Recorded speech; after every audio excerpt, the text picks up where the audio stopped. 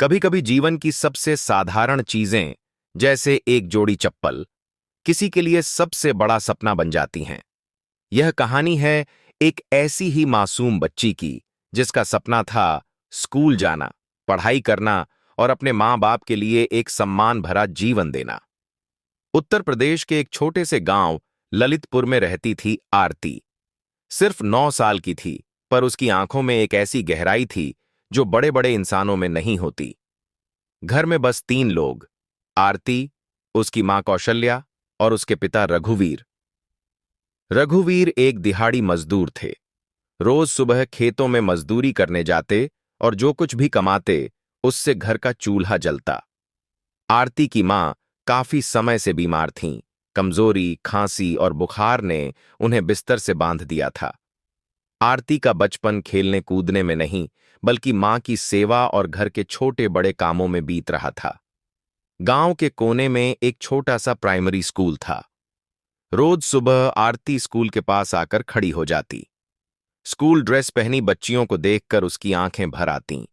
किसी के पास गुलाबी बैग था, किसी के पास रंगीन बोतल और सबके पांवों में चप्पलें थीं।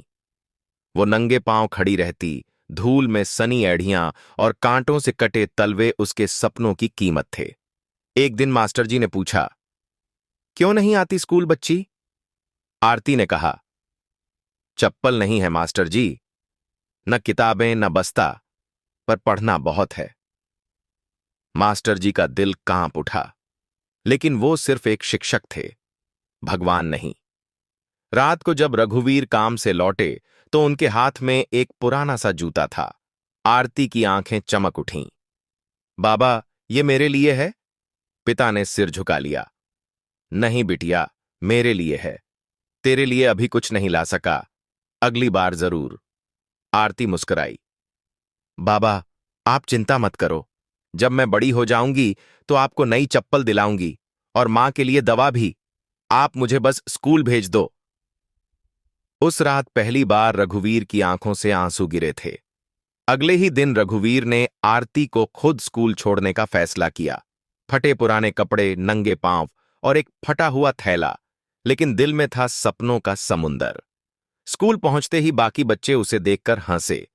नंगी पांव लड़की आई है, कपड़े देखो इसके, ये भी स्कूल आएगी। लेकिन मास्टर जी ने सबको चुप कराया और आरती को पास बिठाया। पढ़ाई शुरू हुई। उसी शाम मास्टर जी ने अपनी बेटी की पुरानी ड्रेस, एक पुराना बैग और एक जोड़ी चप्पल निकालकर आरती को दे दिए। अब आरती रोज स्कूल जाती, दिन में पढ़ाई करती, दोपहर को मां का ख्याल रखती और शाम को पापा के साथ खेतों में हाथ बंटाती। उसने दिन और रात एक कर दिए। बिना ट्यूशन, बिना गाइड के मिट्टी में बैठकर पढ़ाई की, दीवार पर कोयले से उत्तर लिखा और कांटों में चलकर किताबों तक पहुंची। गांव के लोग उसका मजाक उड़ाते, लड़की हो, पढ़कर क्या करोगी? लेकिन आरती की मां उसकी हौसला थीं। बिटिया, तू जरूर कुछ बनकर दिखाएगी। साल बीतते गए।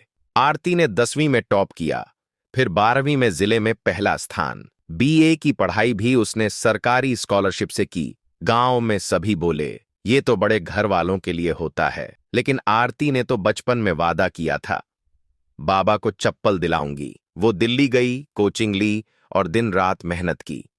पहले प्रयास में ही यूपीएससी निकाल दिया। जब रिजल्ट आया, आरती का नाम देश के टॉप 50 में था। गांव में ढोल बजने लगे, अखबारों की हेडलाइन बनी, नंगे पांव स्कूल गई बच्ची बनी आईएएस ऑफिसर।